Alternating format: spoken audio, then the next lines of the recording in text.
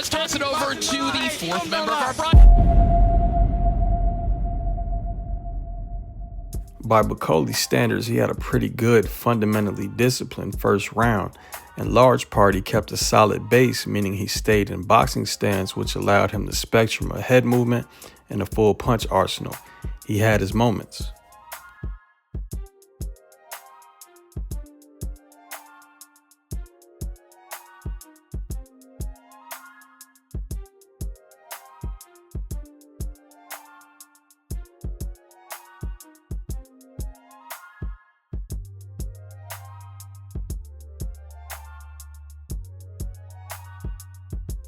However, by the second round, that discipline mostly went out the window.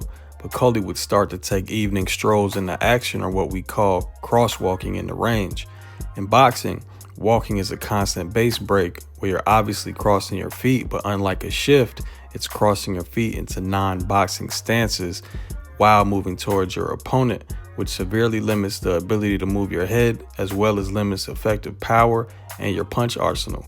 So due to its limitations, at the end of these base breaks, naturally a pattern would emerge. Bakole would crosswalk in the range, waiting for Parker to initiate so he can throw a simultaneous counter right hand while resetting in range. He'd also move his head, keeping defensive responsibility with the split entry counter. However, timing is pattern recognition, utilizing the same footwork to the same punch and placing your head in the same place is an obvious pattern to high-level fighters. Eventually, Parker had Bakole timed. Big overhand right by Parker. He shook his head like, nah.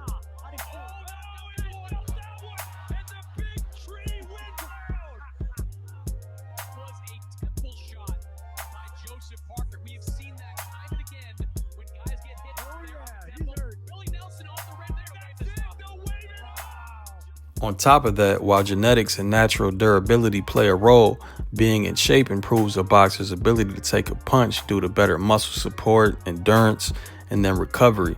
Being a 2-day late replacement opponent, Bakole weighed in at 315 pounds, which is the heaviest he has hit the scales for a fight by a significant margin. It's highly likely that Bakole not being in boxing shape played a large role in the KO.